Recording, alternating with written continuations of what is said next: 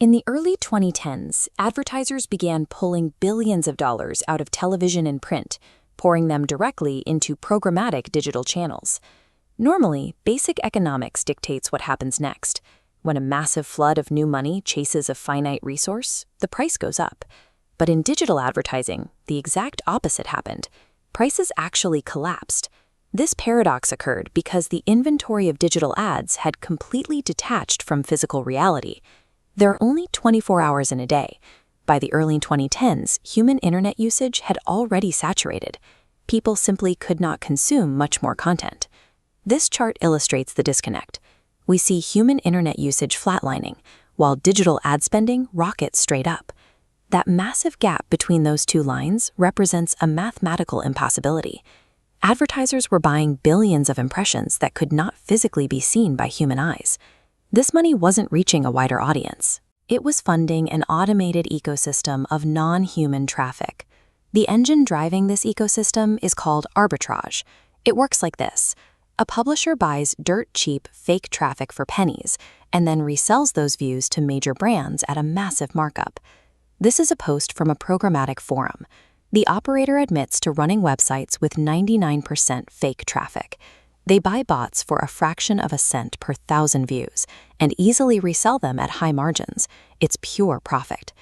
To generate that much volume, arbitrageurs use specific mechanical tricks. They stack dozens of invisible ads behind a single visible image on a website, or design mobile apps that constantly reload hidden ads in the background while your phone sits idle in your pocket. When an exchange cleans house, the true scale is revealed. Look at this 2016 AppNexus chart. After purging bots, impression volume fell off a cliff from 260 billion to 20 billion. But with fake volume gone, the average price for a real ad spiked 800%. This single purge at AppNexus demonstrated that when bots are removed from a major exchange, the majority of the transaction volume can vanish overnight. If fraud levels reached 90% in major exchanges, why didn't the industry's own verification vendors sound the alarm? This is a table summarizing 9 years of official fraud benchmark reports from legacy verification firms. Look at the bottom row. Year after year, they reported the fraud rate hovering below 1.5%, dipping as low as 0.79%. Verification vendors measured fraud by injecting a tracking tag onto web pages, but sophisticated bots severed the connection before that tag could load. Vendors treated this lack of data as safety. Receiving no alert, monitors simply recorded those blocked impressions as legitimate human traffic.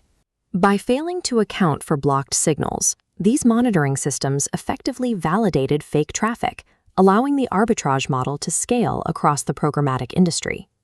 Brands accepted this because their internal performance dashboards told a highly convincing story. The metrics showed incredibly high click-through rates, making the ads look successful. But bots do not interact like humans. This is a scatter plot recording mouse movements from automated bot traffic. The blue dots blanket the entire web page in a chaotic, inhuman pattern, generating thousands of clicks that dashboards log as high engagement. These dashboards also rely on an attribution trap. Digital algorithms naturally target consumers who are highly likely to buy anyway. The algorithm serves an ad right before the purchase, claiming credit for a sale that would have happened organically. Brands were trapped in an illusion.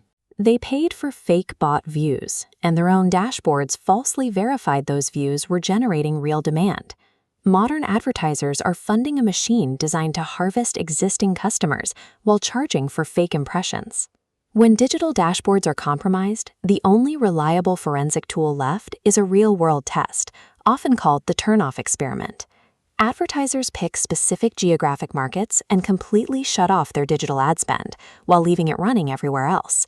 Then they simply monitor physical store sales. The goal is to measure incremental sales.